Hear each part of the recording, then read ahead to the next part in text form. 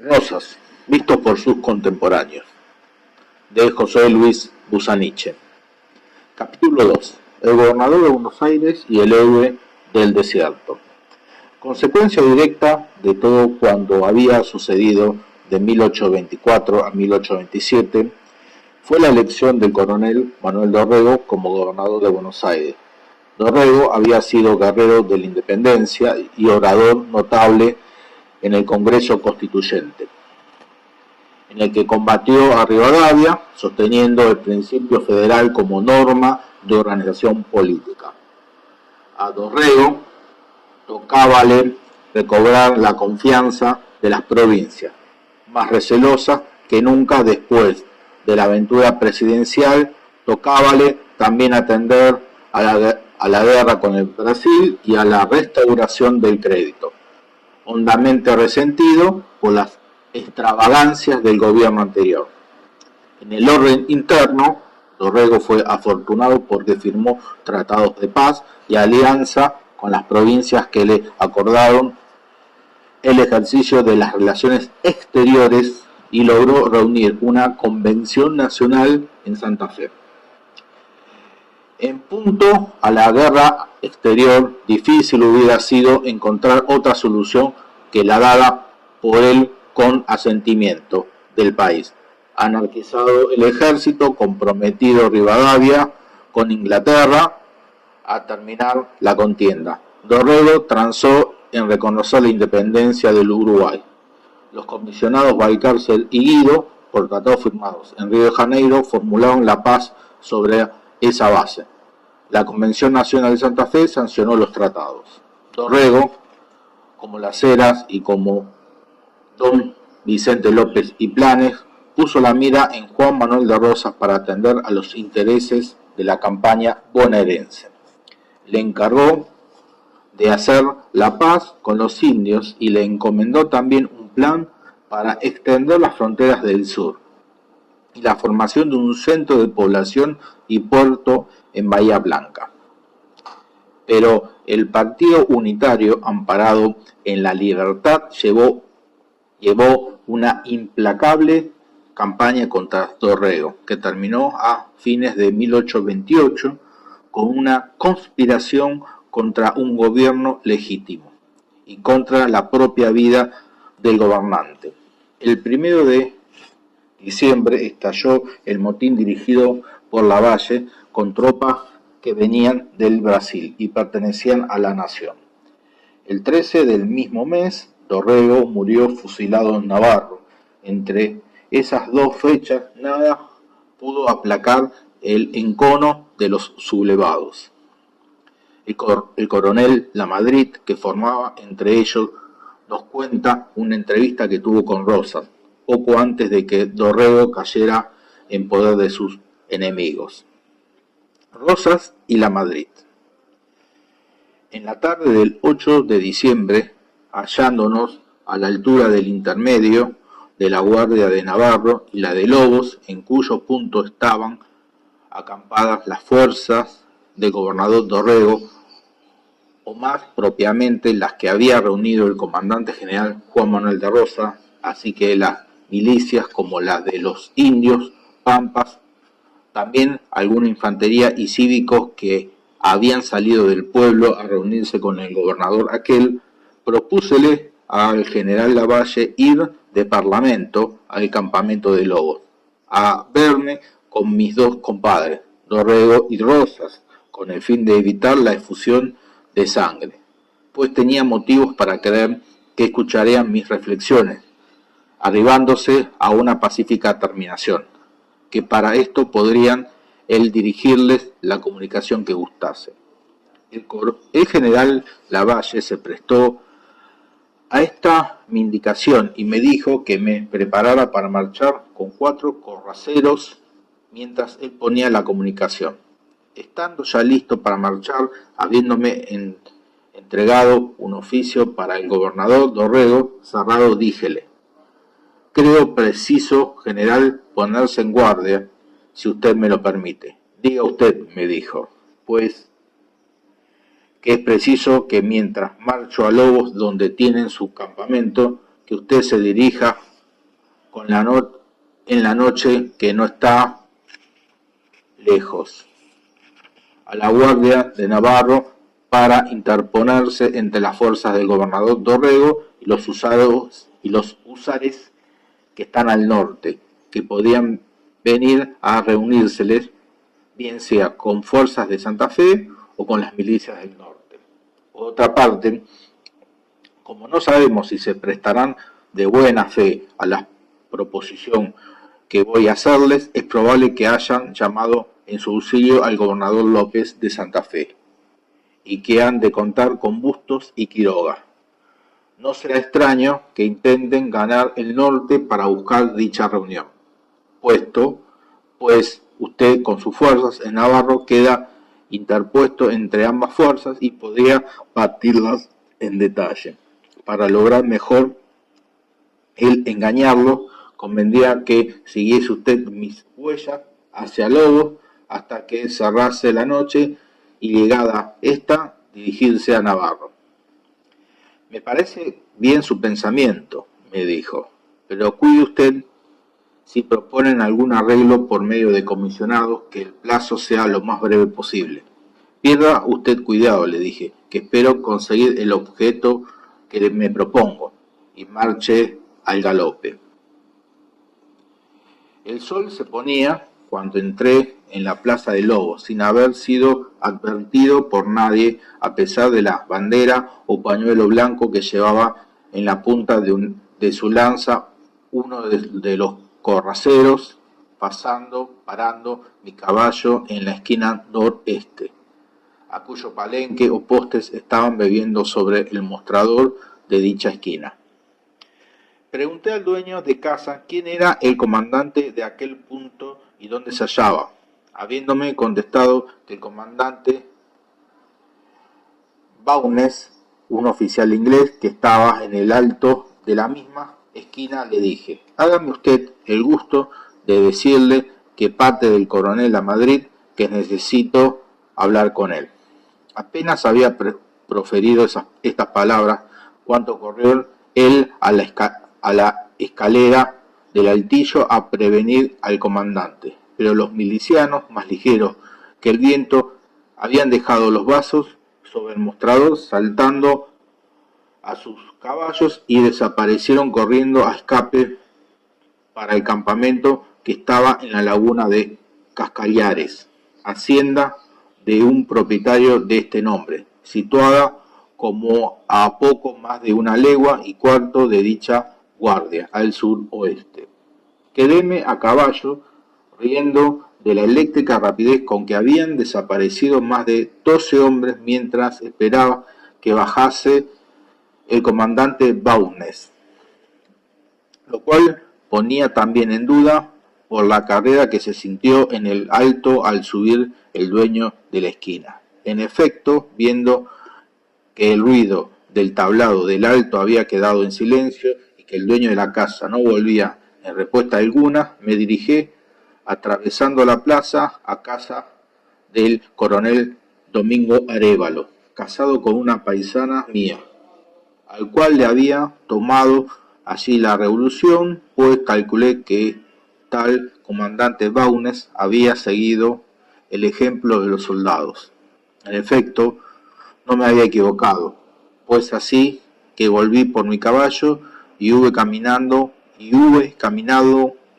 algunos pasos, lo descubrimos por sobre las cercas de Pitas, corriendo muy agazapado a pie por entre el monte de durazno de la casa, hacia el sur.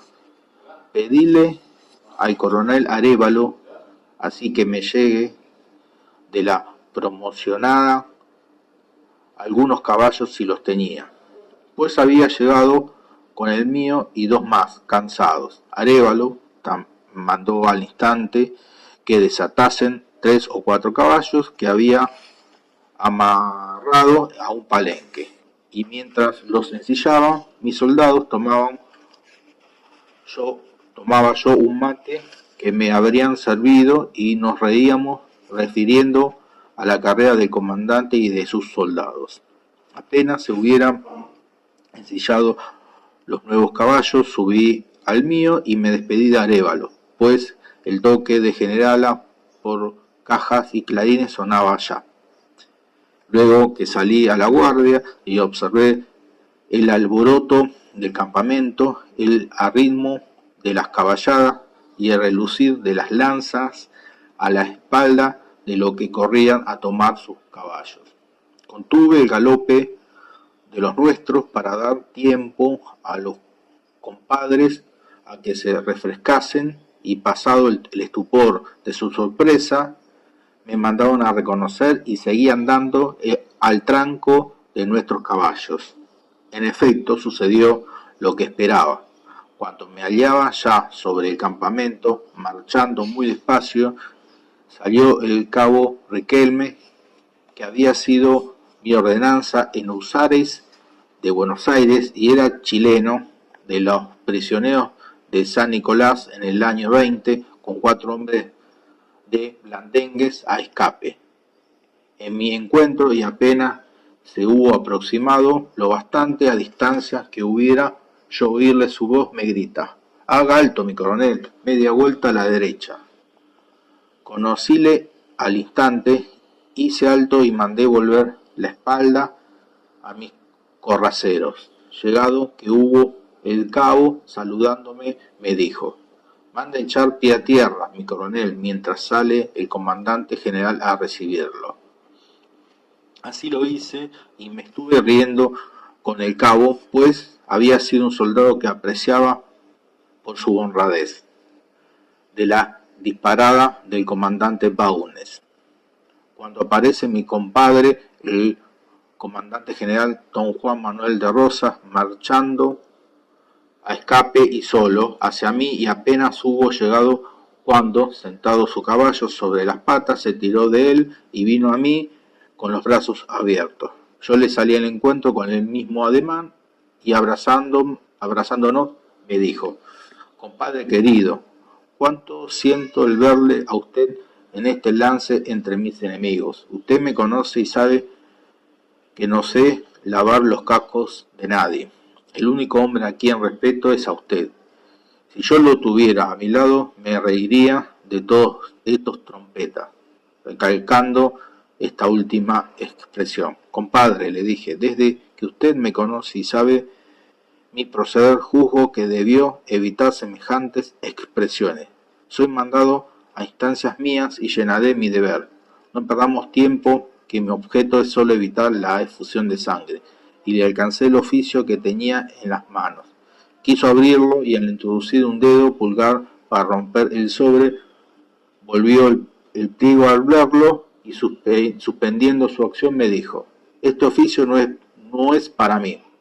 Abre usted, le dije, que mi comisión es cerca de ambos y creo que el oficio debe también de serlo. Abrió entonces el oficio y empezó a leerlo.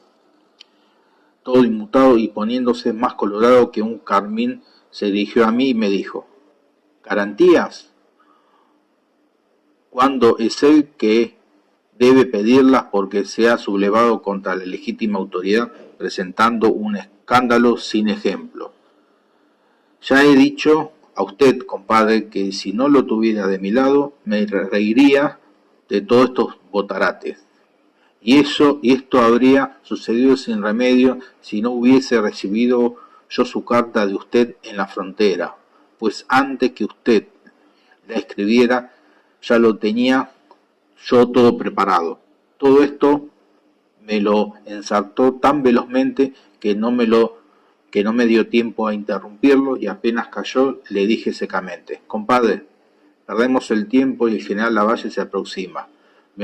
Mi objeto es salvar a ustedes de ser lanceados y al país de un escándalo que podría tener funestas consecuencias. Quiero que usted se persuada de esta verdad y pasemos a ver al señor gobernador Dorrego. Imposible, me dijo. No quiero dejarse ver de unos militares que han cometido lo peor de las faltas. De esas faltas, compadre, nadie sino el mismo gobernador ha tenido la culpa, pues él ha privado al pueblo de su más preciosa garantía, la libertad de elegir sus representantes. Pues usted ha visto las tropelías que se ha cometido en las elecciones por los agentes de gobierno, y esta es la razón por la que todo el pueblo ha estado por la revolución. Yo sé muy bien, dijo Rosas al oírme, que Dorrego es un loco. ¿Y por qué no me vio a mí para hacerla? Perdemos el tiempo, compadre, le dije, y esta pérdida de tiempo puede costar vidas, y es precisamente lo que he querido evitar, a cuyo solo objeto me he interesado por venir a verme con usted. ¿Y cuál es el medio que usted encuentra? Me dijo, para que esos hombres vuelvan a su deber. No hablemos de deberes, compadre, le dije, porque ellos son recíprocos, y sería preciso que cada uno llenara los suyos sin sobrepasarlos. Nómbrese diputados por ambas partes y discútase entre ellos lo que más convenga al sosiego y felicidad del país, y eso me haría, y esto se haría. Me parece bien su pensamiento, compadre, díjome Rosas, pero esto retírese la valle con sus fuerzas a los extramuros de la ciudad y procederá en honrabuena al nombramiento de 5 diputados por el pueblo, que nosotros los nombraremos mañana mismo por la campaña, y reúnense los 10 en el punto de la campaña que se elija por ellos mismos. No se equivoque, compadre, el general no retrocederá un palmo del lugar en que yo le encuentre, porque sería dejarlos a ustedes en posesión de toda la campaña. Cuando una parte de ella está por la revolución, los que deben retroceder a la otra parte del salado son ustedes.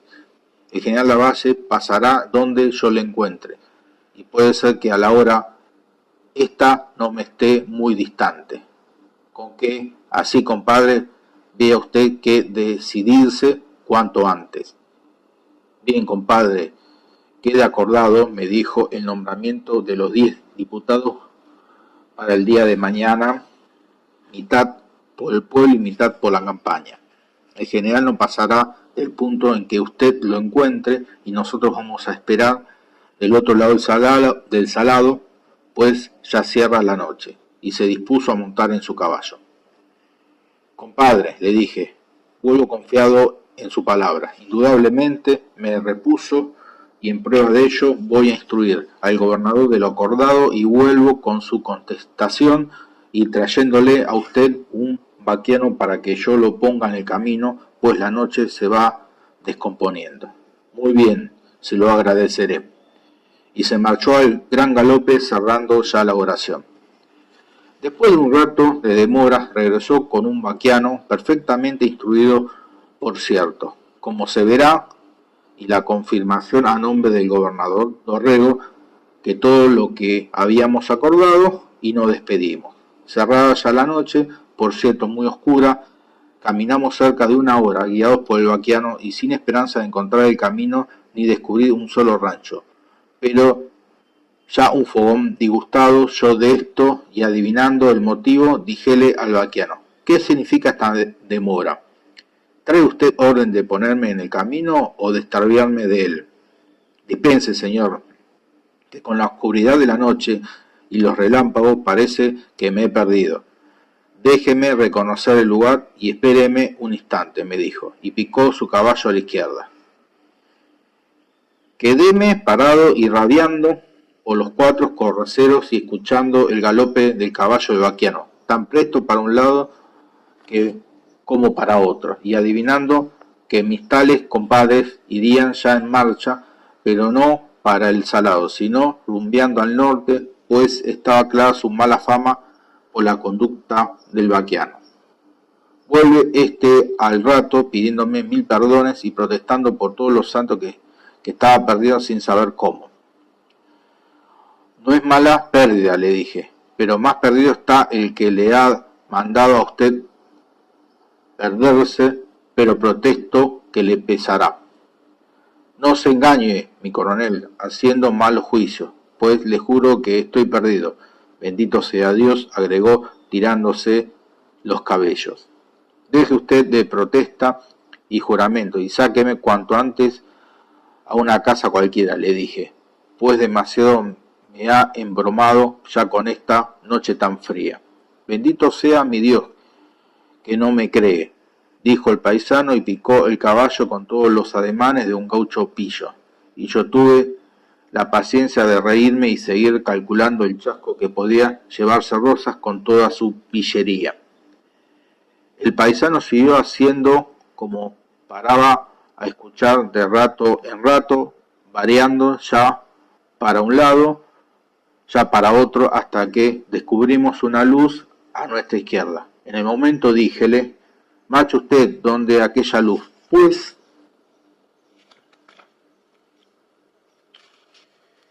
iba ya pasando de frío y algo humedecido, porque nos había caído una pequeña garúa, pero iban ya cesando los relámpagos. Llegamos por fin a la casa donde se había visto el fuego, y así que la conocí acabé por confirmarme de la pillería de mi compadre Rosa, pues solo estábamos como a 10 cuadras o poco más de la guardia de lobos, y era más de la 1 de la mañana. Vaya con Dios, paisano, le dije, al recibir el premio de su jefe donde lo alcance, que no lo necesito de su guía. Gregorio Araoz de la Madrita.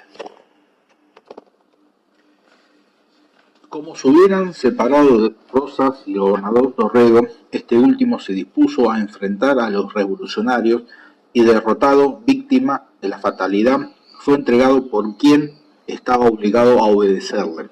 El 13 cayó bárbaramente, sacrificado por orden de Lavalle.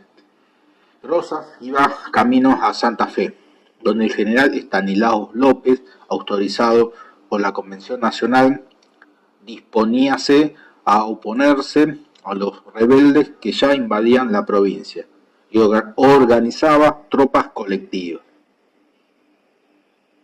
colecticias después de Dorrego. El señalado para el sacrificio era López. A los caudillos, dicen documentos escritos entonces con la mira puesta en el gobernador de Santa Fe, darle plomo y echarlos de barriga. Pero López arrojó a Lavalle de su provincia y, unido con Rosas, que comandaba milicias de Buenos Aires, lo derrotó en Puente de Márquez. El vencedor propuso la paz, Lavalle la rechazó, y como había una división del ejército sublevado al mando de Paz, había logrado pasar a Córdoba. López volvió a su provincia, Rosas quedó en Buenos Aires. Entonces Lavalle se dirigió a él en estos términos: desde que el gobernador López evacuó el territorio de la provincia y desde que en la actual lucha no hay sino porteños, no he excusado medio alguno de los que puedan llevarnos a una conciliación. Solo quería dar a la parte propietaria e ilustrada, dijo, el debido ascendiente, y como el vencido era Lavalle, Rosas, después de algunas conferencias, convenios y ensayos de avenimiento, impuso condiciones definitivas. El general Viamonte sería gobernador interino de la provincia. Había existido un gobierno legal que abandonó el poder porque el gobernador fue fusilado por orden de Lavalle. Parecía justo, entonces, que aquella legislatura de 1828 fuera restaurada, y sería bien que el general Lavalle, autor del pandemonium, abandonara el país. Todo se hizo así, y Lavalle se fue al Uruguay, y con él sus parciales. Se iban profundamente disgustados con Paz, que en Córdoba había sido más afortunado y ya estaba en el gobierno de la provincia, dispuesto a tratar con los vencedores. Antes de partir, Lavalle le escribió a Rosas, su compatriota porteña: conservaré mientras la simpatía que usted me inspiró en Cañuelas, lugar de las conferencias. Así las cosas, la legislatura de Buenos Aires eligió gobernador a don Juan Manuel con facultades extraordinarias que en años antes había sido otorgadas a Martín Rodríguez. Si hemos de creer al general Tomás de Iriarte, guerrero de la Independencia, y en 1829, muy adicto al sistema federal, como había sido víctima de la sublevación de Lavalle y sufrido destierros en Montevideo, Rosas, el día en que prestó juramento y antes de trasladarse de su casa a la sala de representantes, mostróse perplejo y profundamente emocionado. El general Iriarte, que no creía en los extremos demostrados, según lo afirma él, por el nuevo gobernador, describe así la escena. El 8 de diciembre en Casas de Rosas, 1829. El 8 de diciembre tomó posesión del mando los generales Balcarce y Martínez, ocuparon sus antiguos destinos, aquel ministro de la guerra y este de inspector. En el orden estaba que, por iguales causas, volviese yo a desempeñar las comandancias general de artillería, pero no se me tuvo presente. Y el motivo, como Balcarce y Martínez y yo sospechábamos, fue sin duda la acalorada disputa que había tenido en Montevideo con don Nicolás Anchorena. Mis denuestos contra Rosas, que Anchorena no dejaría de comunicarle, lo cierto es que desde entonces observé que, por más que lo disimulaba, Rosas me profesaba una mortal adversión. Yo no he cesado de retribuirle mi antipática disposición hacia su persona. Siempre ha sido Rosas para mí un hombre repulsivo. El día del recibimiento de Rosas, como otros muchos jefes militares y de las corporaciones civiles, asistí a su casa por invitación especial para acompañarlo a la casa de representante. La hora se pasaba y Rosas no se presentaba en el salón, donde un inmenso concurso lo esperaba. El general Mansilla, su cuñado, vino a decirnos que dejaba a Rosas en su habitación traspasados de dolor, que estaba aterrado de la idea de admitir un cargo tan elevado y de tanta responsabilidad, conociéndose sin capacidad para desempeñarlo, que resistía vivamente a ocupar la silla del gobierno y quedaba llorando como una criatura. Enseguida agregó Mansilla: pero voy a hacer el último esfuerzo para persuadirlo, no sé si seré bastante feliz para conseguirlo, porque el hombre está consternado y es difícil hacerlo ceder. Poco después entró Rosas, acompañado de Mansilla. Tenía efectivamente los ojos colorados como si hubiera llorado, y todo su exterior hacía creer que sentía una gran emoción en aquel momento. Infame malvado gaucho, a mí no me engañó, y a un amigo de confianza que estaba a mi lado le dije: es el llanto del cocodrilo. No faltaron cándidos que no conocieron la mistificación, que creyeron bona fide que a Rosas le repugnaba ser gobernador.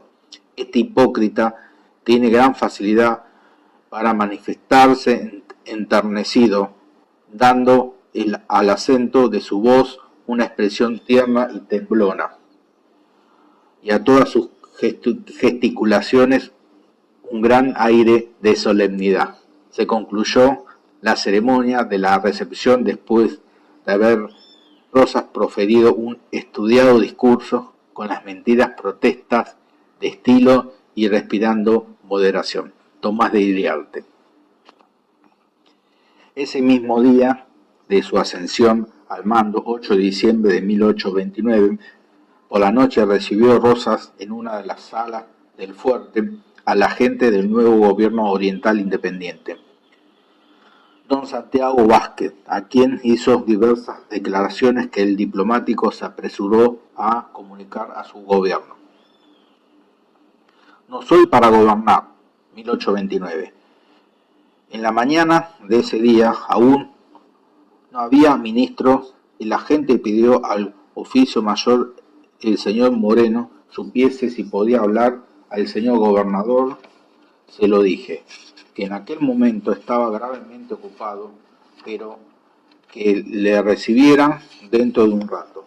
Pasado y sabiendo que se hallaba en importante conferencia con los señores Guido y García, manifestó el agente al señor Moreno que su objeto era saludar particularmente a su excelencia y manifestarle que tenía comunicaciones de su gobierno con relación a las especies que se habían propagado sobre reunión armada en aquel territorio por jefes argentinos, que tales especies, igualmente ominosas para ambos gobiernos, carecían de fundamento, etc.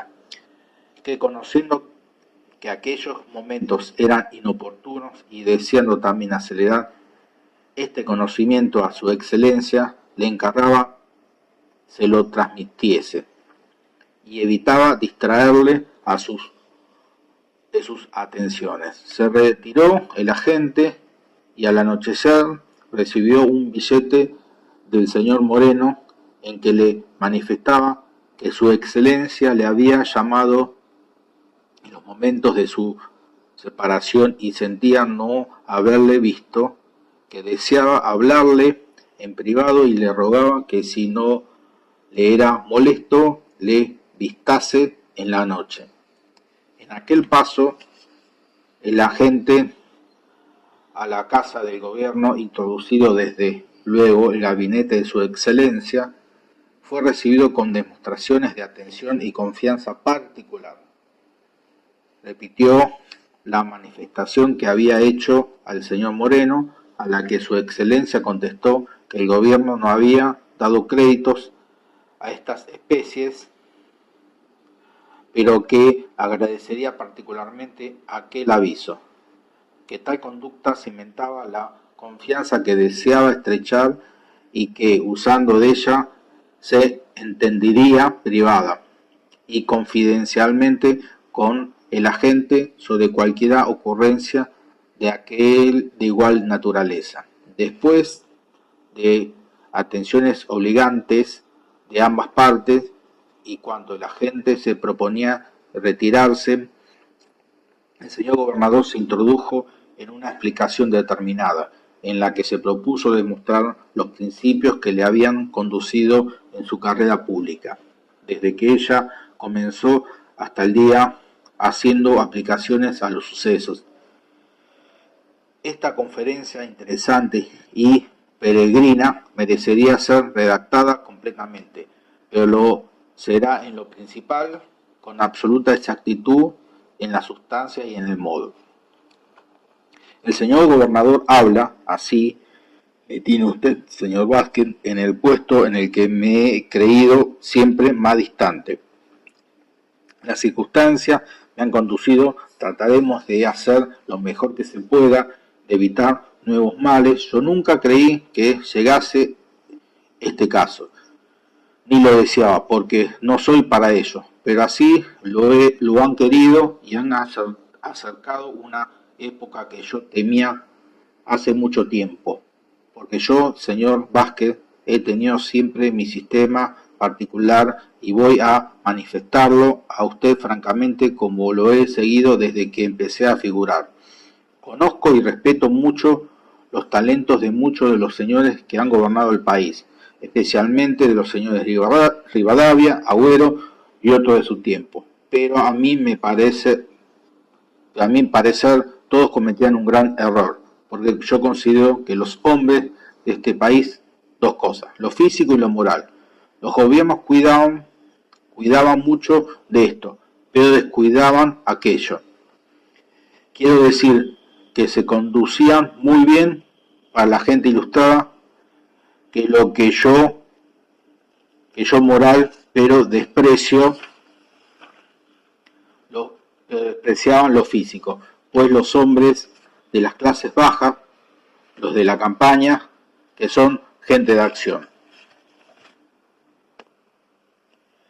Yo noté esto desde el principio y me pareció que en los lances de la revolución los mismos partidos habían de dar lugar a que esa clase se sobrepusiese y causase los mayores males.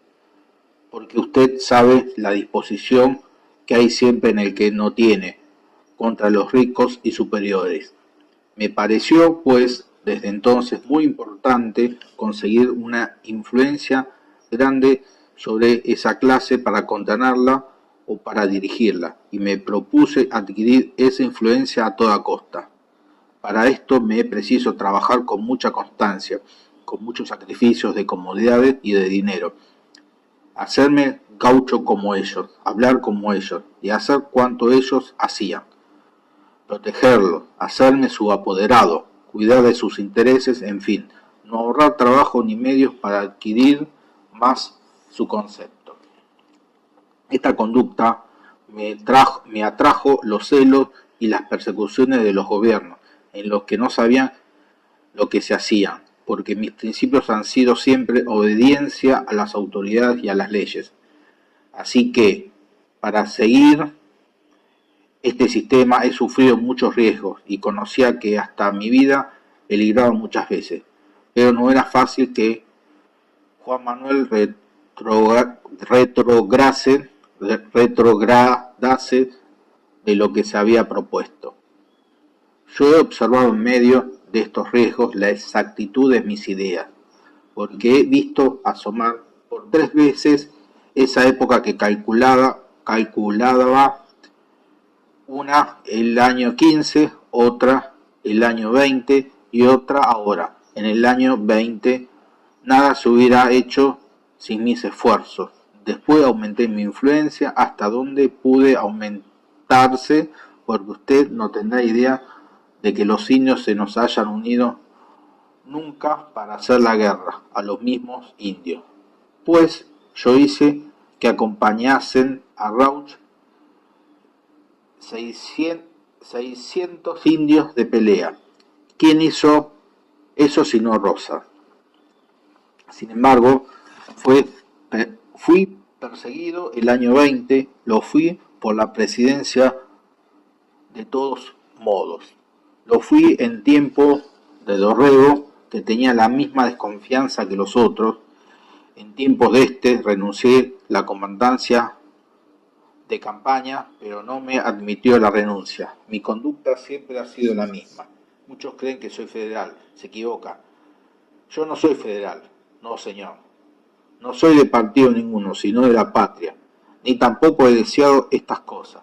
Pues muy al contrario, es verdad que no podía gustarme ese movimiento del 1 de diciembre, porque en nuestra historia yo no podía sufrir semejante escándalo por las instituciones, pero he hecho cuanto he podido por evitar la guerra civil, y si no, vea usted mi conducta. Dorrego sale de campaña y me manda que reúna a las milicias. ¿Qué había yo de hacer sino obedecer? Él era la autoridad legítima, yo era el comandante general. ¿Qué remedio tenía sino obedecer? Después de eso, aquí los señores que dirigieron eso no se quisieron entender con Rosas. En fin, sale la valle a campaña y envían a nuestro campo a mi compadre Lamadé, que traía una carta que parecía papelito de pulpería, en el que se nos ofrecía que nos iríamos a nuestras casas. Me habló con un tono fuerte, yo le respondí con mucha calma: compadre, ustedes no saben en lo que se han metido. Ustedes se pierden, sus tropas son buenas, pero nosotros no les hemos de dar batalla, y aunque les diéramos mucha y todas las perdiéramos, nada habían ustedes de adelantarla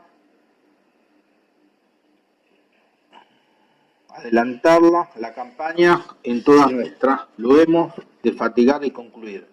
En fin, le hice muchas explicaciones que lo convencieron, y entonces ya en otro torno me preguntó qué podía hacerse para evitar tantos males.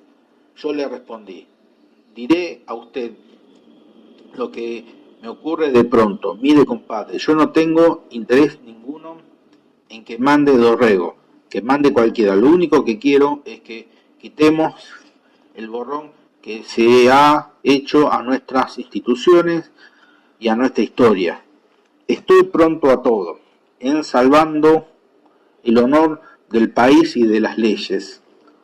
Podemos convenir en que nosotros ocupemos la parte exterior del Salado y ustedes la interior del río de la Matanza. Y nombraremos 5 ciudadanos de talento de cada parte para que arreglen este negocio y nos propongan el modo de reparar el ultraje de las leyes, y si esto se hace, prometo bajo mi palabra de honor que todos nos retiraremos a nuestras casas y que mande cualquiera. ¿Sabe usted cuál fue la contestación de Lavalle? Atacarnos al día siguiente.